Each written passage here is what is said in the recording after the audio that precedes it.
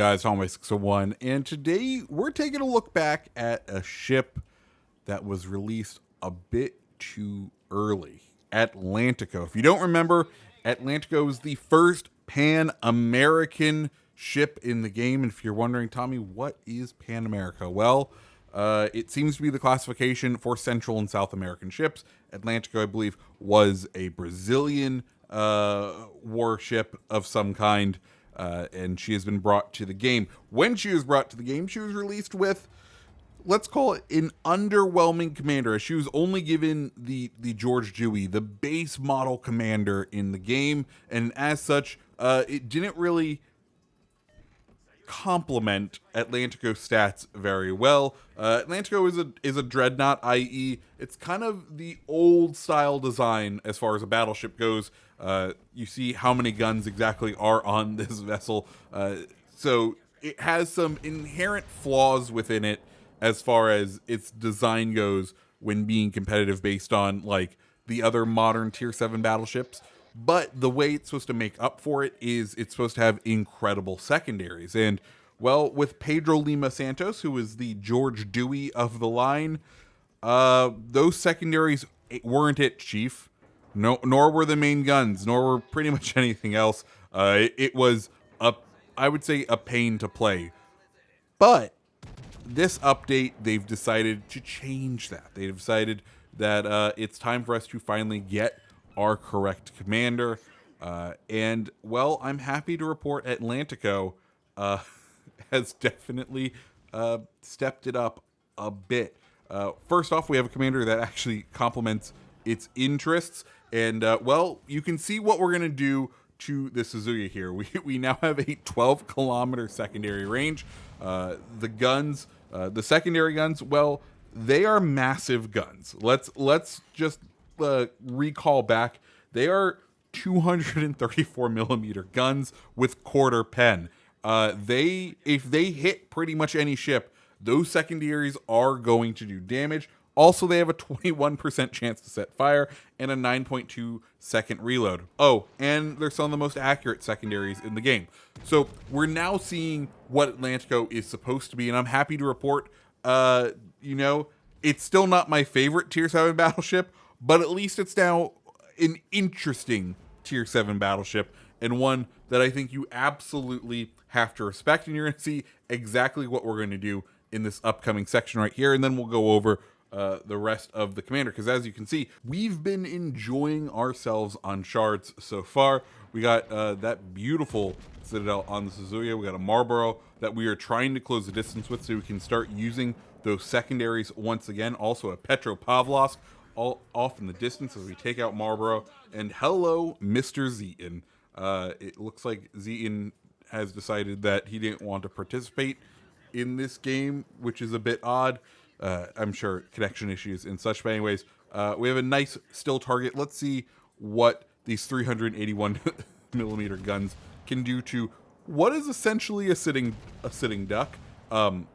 We have now with this new commander a sort of hybrid build, so we get both accuracy and secondaries, and we're just at this point trying to close the distance because, well, if we can clear this side of the map, then we can isolate it and start going after the other vessels. And it looks like our hits on the Zeton there woke him up from his slumber, right? He's now up and awake, and well, I don't think he's going to be around for much longer, but we can see we can get some pretty decent hits, lots of overpens, a couple of pens, and a shatter or two.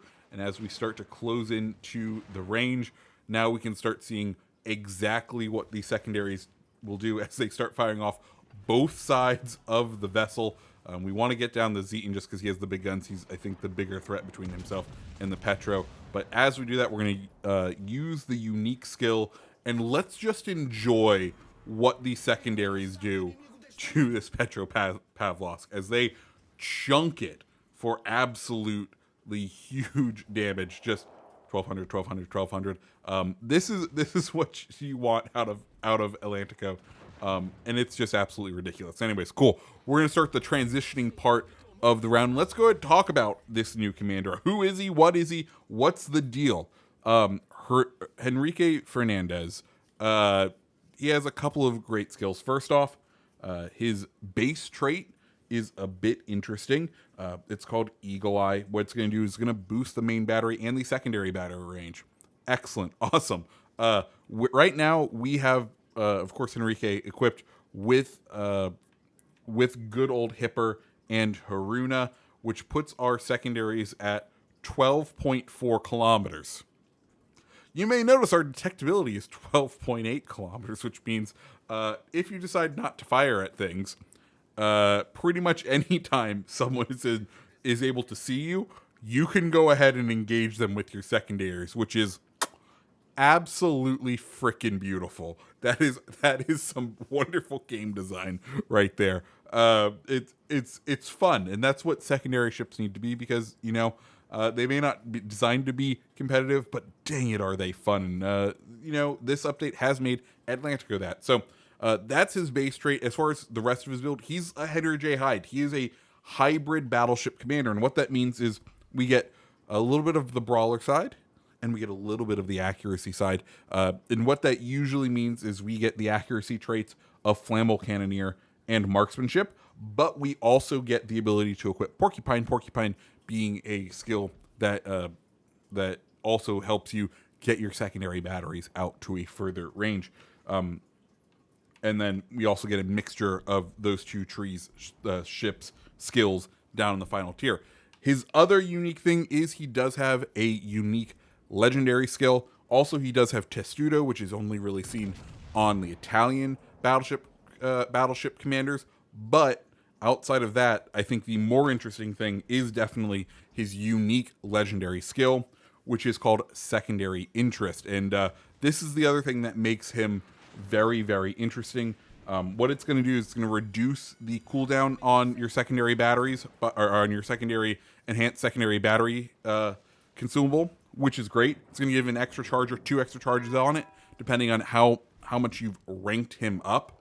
And then when you have it active, it's going to reduce the reload of your main guns, of your secondary batteries, and it's going to help out the dispersion by 7%, which is pretty great. You can then pair that with something like Properly Meticulous, which is on that final skill level, which helps also extend the duration of enhanced secondary targeting, and you can see just what Atlántico can be possible, of what you can do with Atlántico, because it synergizes so well with this ship. And we do have to give credit where credit is due. They did make a great commander that very much suits this vessel. I don't know if there really is a line of these ships over on PC, so having this commander so well suited to this boat is an excellent addition. Cool, that's my praise. Let's talk about some other things. As far as, is Atlántico worth the cost of a brand new game to have in this game? Probably not. Maybe wait for it on sale. Maybe you'll be lucky and pull it out of a thing. I will say now, though, I don't think it is a total waste of money. It is just a questionable financial decision. And I really hope Wargaming doesn't try to sell us another vessel like this again. And by that, I mean, if you are making a brand new ship and you are making a brand new line, maybe, and this crazy thing, don't sell it until you have all the pieces in place. I think it actually hurt Atlántico. I think you'll probably have a ton. If someone goes in and types in reviews of Atlántico, they're going to see a bunch of people saying it came out too early, it's undercooked, and whatnot, and they probably won't see videos like this saying, "Hey, it's better now," right? The majority of the SEO is going to be concentrated on the fact that it's not a great ship, and well, I think that's a failure on their end. And beyond that, I think it's incredibly disappointing just to people who go out there and want to enjoy these ships, who spend hard-earned money on something like this. But guys, that's all I got to say. Like I said, Atlántico, I think, an interesting vessel now, one that is up there, and you may want to take a look. Anyways, guys, if you liked the video, hit the like button, hit the subscribe button, and I hope you have a fantastic rest of your day. See ya.